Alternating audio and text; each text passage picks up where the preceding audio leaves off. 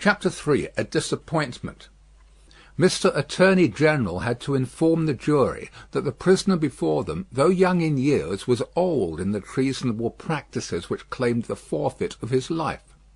That this correspondence with the public enemy was not a correspondence of today, or of yesterday, or even of last year, or of the year before. That, it was certain, the prisoner had, for longer than that, been in the habit of passing and repassing between France and England on secret business of which he could give no honest account. That, if it were in the nature of traitorous ways to thrive, which happily it never was, the real wickedness and guilt of his business might have remained undiscovered. That Providence, however, had put it into the heart of a person who was beyond fear and beyond reproach to ferret out the nature of the prisoner's schemes, and, struck with horror, to disclose them to his Majesty's Chief Secretary of State and most honourable Privy Council. That this patriot would be produced before them. That his position and attitude were, on the whole, sublime. That he had been the prisoner's friend, but, at once in an auspicious and an evil hour, detecting his infamy, had resolved to immolate the traitor he could no longer cherish in his bosom on the sacred altar of his country. That, if statues were decreed in Britain, as in ancient Greece and Rome, to public benefactors, this shining citizen would assuredly have had one. That, as they were not so decreed, he probably would not have one.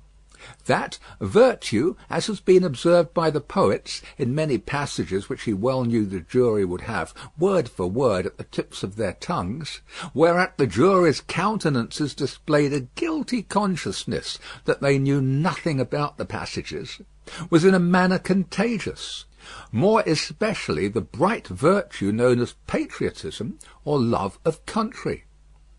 That the lofty example of this immaculate and unimpeachable witness for the crown, to refer to whom, however unworthily, was an honour, had communicated itself to the prisoner's servant, and had engendered in him a holy determination to examine his master's table drawers and pockets, and secrete his papers. That he, Mr. Attorney General, was prepared to hear some disparagement attempted of this admirable servant, but that in a general way he preferred him to his, Mr. Attorney General's, brothers and sisters, and honoured him more than his, Mr. Attorney General's, father and mother. That he called with confidence on the jury to come and do likewise. That the evidence of these two witnesses, coupled with the documents of their discovering that would be produced, would show the prisoner to have been furnished with lists of his Majesty's forces, and of their disposition and preparation, both by sea and land, and would leave no doubt that he had habitually conveyed such information to a hostile power. That these lists could not be proved to be in the prisoner's handwriting, but that it was all the same. That, indeed, it was rather the better for the prosecution, as showing the prisoner to be artful in his precautions. That the proof would go back 5 years, and would show the prisoner already engaged in these pernicious missions within a few weeks before the date of the very first action fought between the British troops and the Americans. That, for these reasons, the jury, being a loyal jury, as he knew they were, and being a responsible jury, as they knew they were, must positively find the prisoner guilty, and make an end of him, whether they liked it or not. That they never could lay their heads upon their pillows. That they never could tolerate the idea of their wives laying their heads upon their pillows. That they never could endure the notion of their children laying their heads upon their pillows. In short, that there never more could be, for them or theirs, any laying of heads upon pillows at all, unless the prisoner's head was taken off. That head, Mr. Attorney General concluded by demanding of them, in the name of everything he could think of with a round turn in it, and on the faith of his solemn asseveration that he already considered the prisoner as good as dead and gone. When the Attorney General ceased, a buzz arose in the court, as if a cloud of great blue flies were swarming about the prisoner, in anticipation of what he was soon to become. When toned down again, the unimpeachable patriot appeared in the witness box. Mr. Solicitor General then, following his leader's lead, examined the patriot. John Barsad, gentleman by name. The story of his pure soul was exactly what Mr. Attorney General had described it to be, perhaps, if it had a fault, a little too exactly. Having released his noble bosom of its burden, he would have modestly withdrawn himself, but that the wigged gentleman with the papers before him, sitting not far from Mr. Lorry, begged to ask him a few questions. The wigged gentleman sitting opposite, still looking at the ceiling of the court. Had he ever been a spy himself? No, he scorned the base insinuation. What did he live upon? His property. Where was his property? He didn't precisely remember where it was. What was it? No business of anybody's. Had he inherited it? Yes, he had. From whom? Distant relation. Very distant? Rather. Ever been in prison? Certainly not. Never in a debtor's prison? Didn't see what that had to do with it. Never in a debtor's prison? Come, once again. Never? Yes. How many times? 2 or 3 times. Not 5 or 6? Perhaps. Of what profession? Gentleman. Ever been kicked? Might have been. Frequently? No. Ever kicked downstairs? Decidedly not. Once received a kick on the top of the staircase and fell downstairs of his own accord. Kicked on that occasion for cheating at dice? Something to that effect was said by the intoxicated liar who committed the assault, but it was not true. Swear it was not true? Positively. Ever lived by cheating at play? Never. Ever lived by play? Not more than other gentlemen do. Ever borrow money of the prisoner? Yes.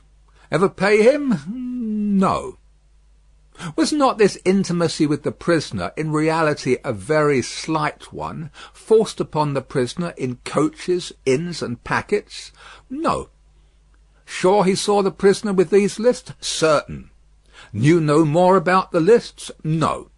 Had not procured them himself, for instance? No. Expect to get anything by this evidence? No. Not in regular government pay and employment to lay traps? Oh dear, no. Or to do anything? Oh dear, no. Swear that over and over again. No motives but motives of sheer patriotism? None whatsoever. The virtuous servant, Roger Cly, swore his way through the case at a great rate. He had taken service with the prisoner, in good faith and simplicity, 4 years ago. He had asked the prisoner, aboard the Calais packet, if he wanted a handy fellow, and the prisoner had engaged him. He had not asked the prisoner to take the handy fellow as an act of charity, never thought of such a thing.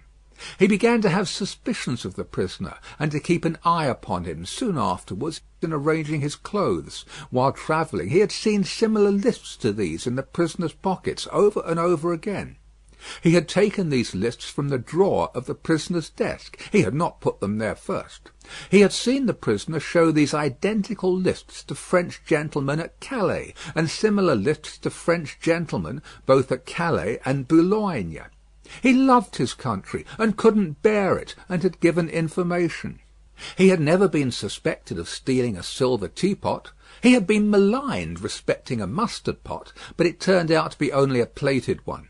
He had known the last witness 7 or 8 years. That was merely a coincidence. He didn't call it a particularly curious coincidence. Most coincidences were curious. Neither did he call it a curious coincidence that true patriotism was his only motive too. He was a true Briton, and hoped there were many like him. The blue flies buzzed again, and Mr. Attorney General called Mr. Jarvis Lorry. "Mr. Jarvis Lorry, are you a clerk in Tellson's Bank?" "I am." "On a certain Friday night in November 1775, did business occasion you to travel between London and Dover by the mail?" "It did." "Were there any other passengers in the mail?" "2. Did they alight on the road in the course of the night?"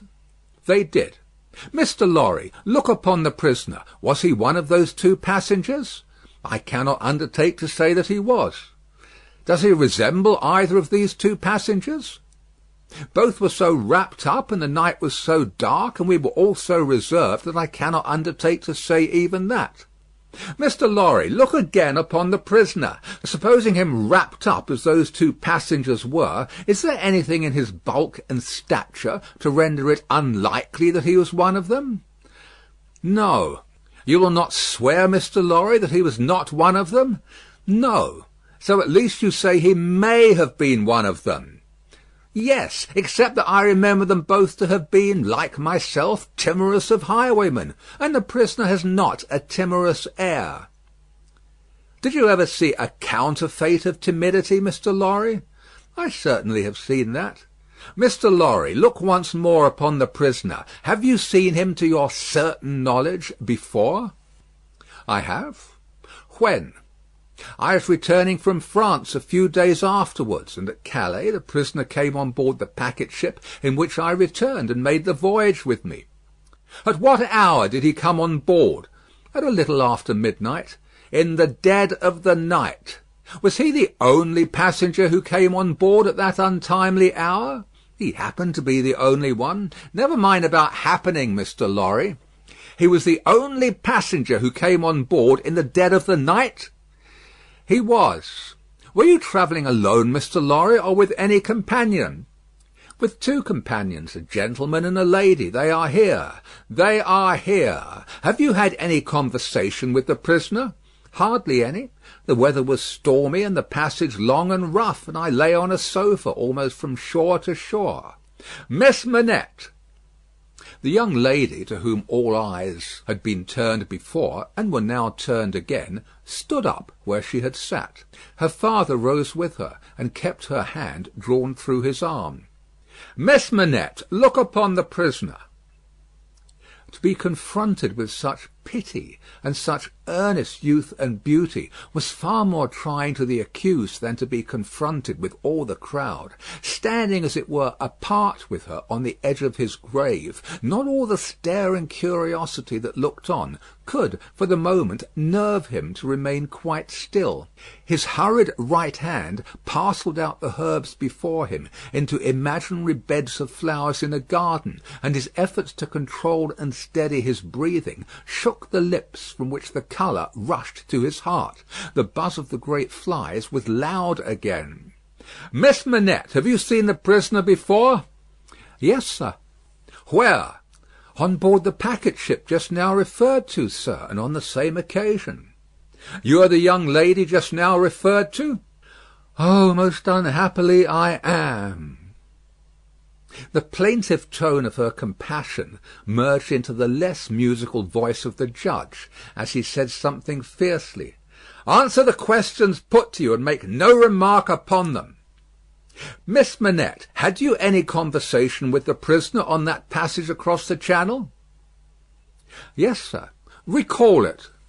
In the midst of a profound stillness, she faintly began, When the gentleman came on board— Do you mean the prisoner? Inquired the judge, knitting his brows. Yes, my lord. Then say the prisoner.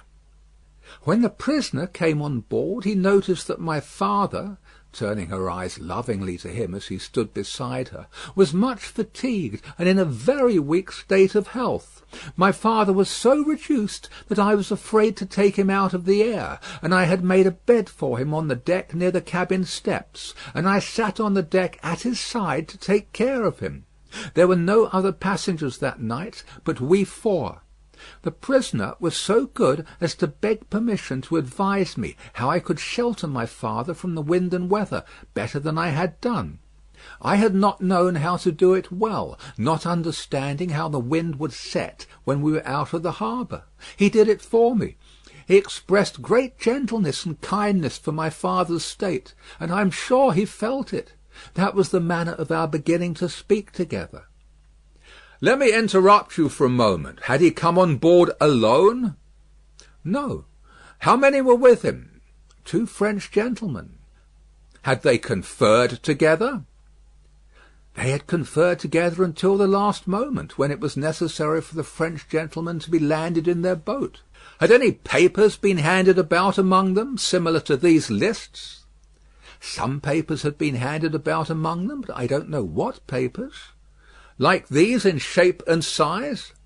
Possibly, but indeed I don't know, although they stood whispering very near to me, because they stood at the top of the cabin steps to have the light of the lamp that was having there. It was a dull lamp, and they spoke very low, and I did not hear what they said, and saw only that they looked at papers. Now, to the prisoner's conversation, Miss Manette. The prisoner was as open in his confidence with me, which arose out of my helpless situation, as he was kind and good and useful to my father. I hope, bursting into tears, I may not repay him by doing him harm to-day. Buzzing from the blue flies. Miss Manette, if the prisoner does not perfectly understand that you give the evidence which is your duty to give, which you must give, and which you cannot escape from giving, with great unwillingness, he is the only person present in that condition. Please to go on.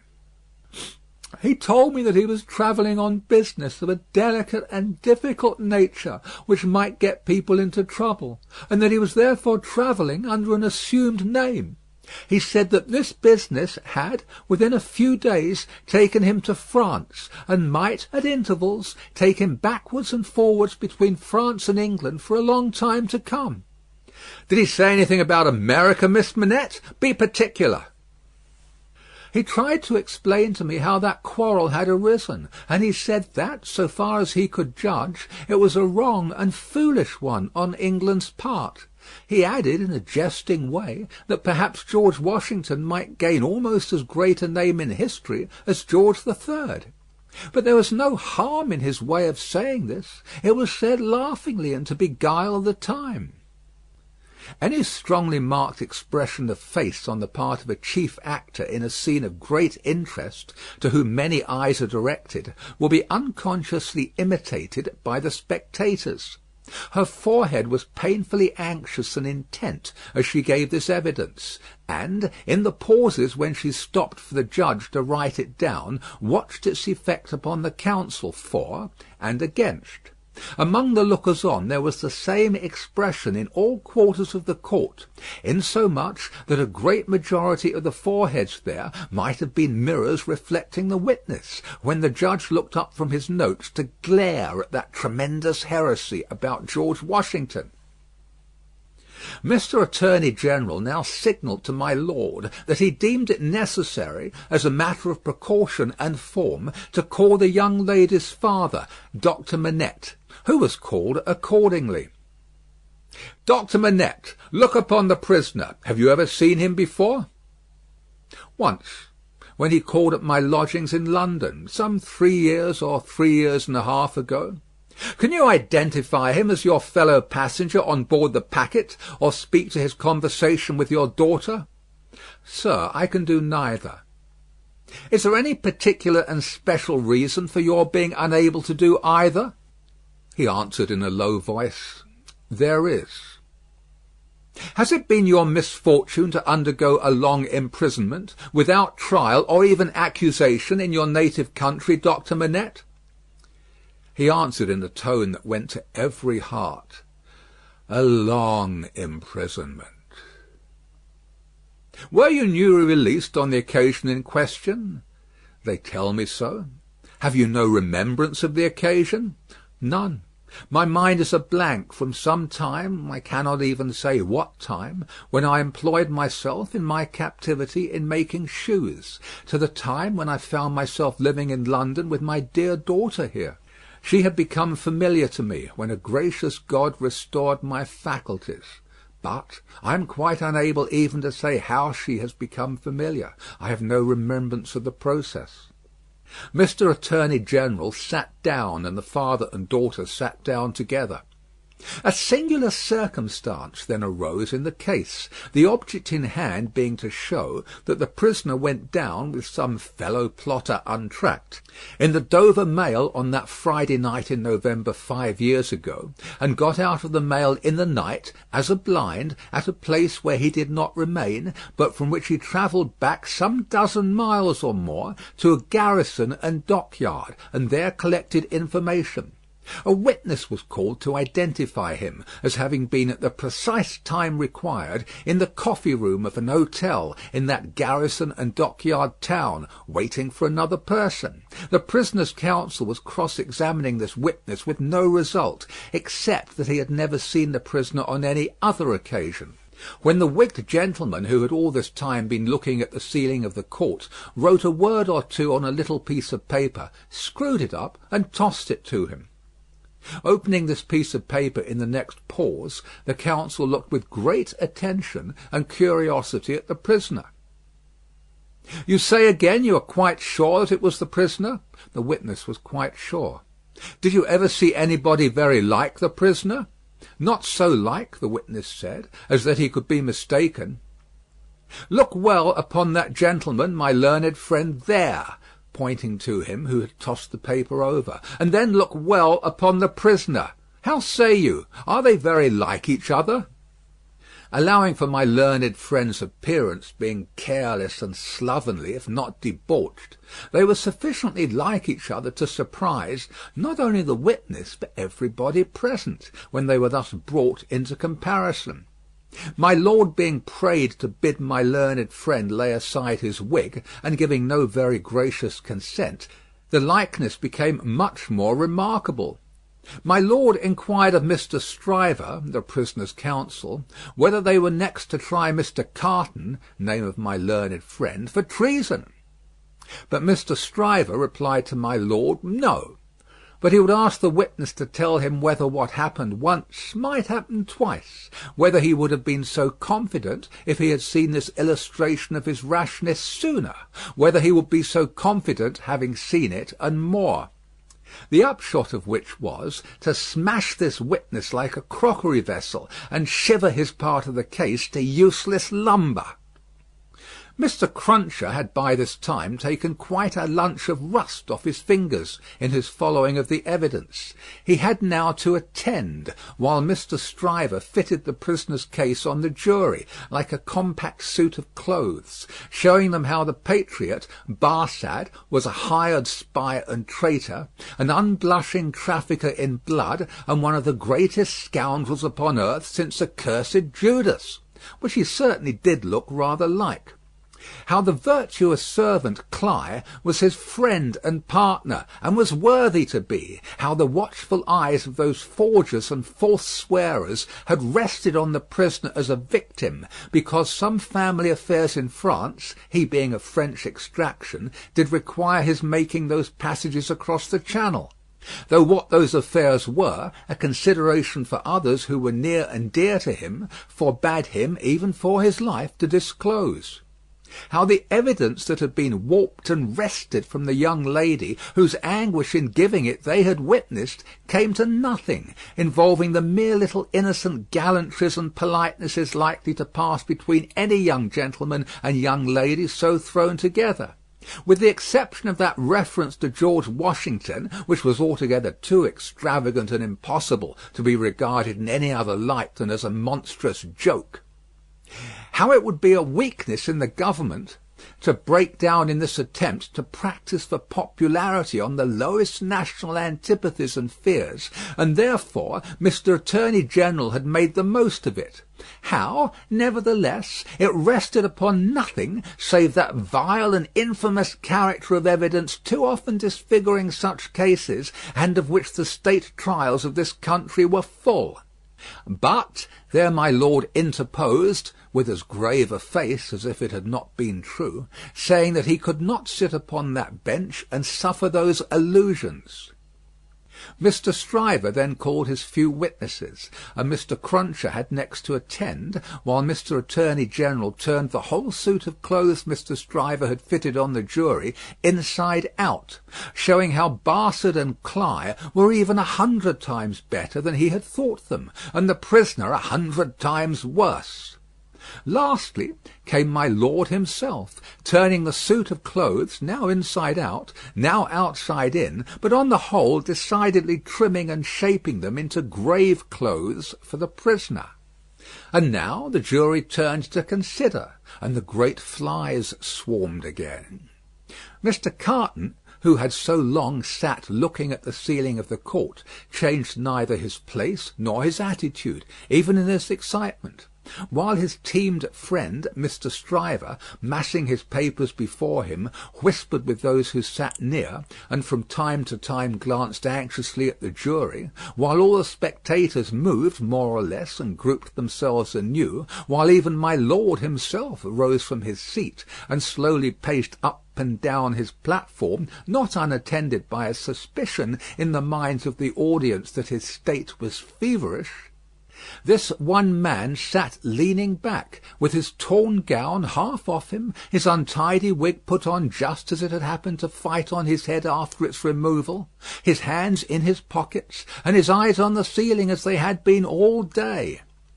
Something especially reckless in his demeanour not only gave him a disreputable look, but so diminished the strong resemblance he undoubtedly bore to the prisoner, which his momentary earnestness, when they were compared together, had strengthened, that many of the lookers-on, taking note of him now, said to one another they would hardly have thought the two were so alike. Mr. Cruncher made the observation to his next neighbour, and added, "I'd hold half a guinea that he don't get no law work to do. Don't look like the sort of one to get any, do he?"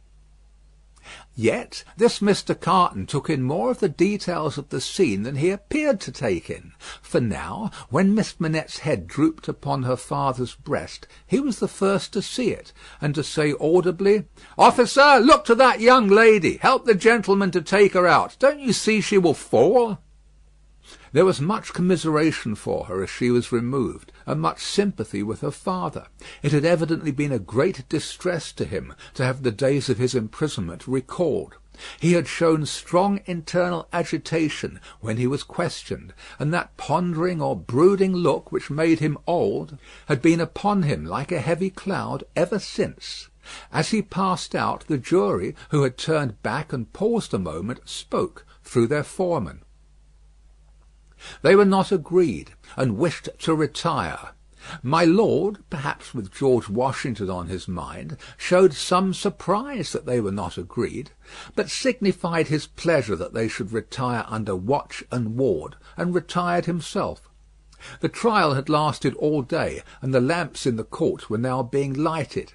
It began to be rumoured that the jury would be out a long while. The spectators dropped off to get refreshment, and the prisoner withdrew to the back of the dock and sat down. Mr. Lorry, who had gone out when the young lady and her father went out, now reappeared and beckoned to Jerry, who, in the slackened interest, could easily get near him.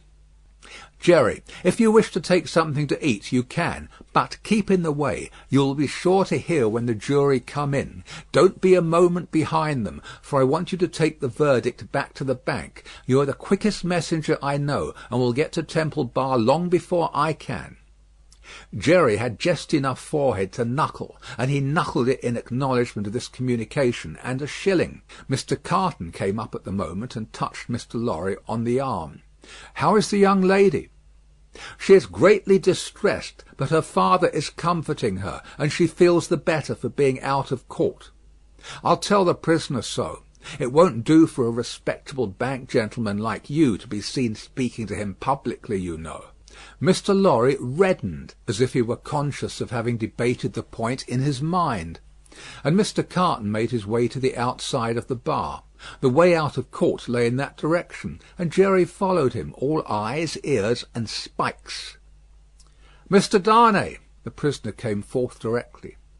You will naturally be anxious to hear of the witness, Miss Manette. She will do very well. You have seen the worst of her agitation. I am deeply sorry to have been the cause of it. Could you tell her so for me with my fervent acknowledgments? Yes, I could. I will if you ask it. Mr. Carton's manner was so careless as to be almost insolent. He stood, half turned from the prisoner, lounging with his elbow against the bar. I do ask it. Accept my cordial thanks. What, said Carton, still only half turned towards him, do you expect, Mr. Darnay? The worst. It's the wisest thing to expect and the likeliest, but I think their withdrawing is in your favour. Loitering on the way out of court not being allowed, Jerry heard no more, but left them, so like each other in feature, so unlike each other in manner, standing side by side, both reflected in the glass above them. An hour and a half limped heavily away in the thief and rascal crowded passages below, even though assisted off with mutton pies and ale. The horse messenger, uncomfortably seated on a form after taking that refection, had dropped into a doze, when a loud murmur and a rapid tide of people setting up the stairs that led to the court carried him along with them. "Jerry! Jerry!" Mr. Lorry was already calling at the door when he got there. "Yes, sir, it's a fight to get back again. Here I am, sir." Mr. Lorry handed him a paper through the throng. "Quick, have you got it?" "Yes, sir." Hastily written on the paper was the word "acquitted." "If you had sent the message 'recalled to life' again," muttered Jerry as he turned, "I should have known what you meant this time." He had no opportunity of saying, or so much as thinking, anything else, until he was clear of the Old Bailey, for the crowd came pouring out with a vehemence that nearly took him off his legs, and a loud buzz swept into the street, as if the baffled blue flies were dispersing in search of other carrion. End of Book 1, Chapter 3. Recording by Paul Adams. www.yawnguy.com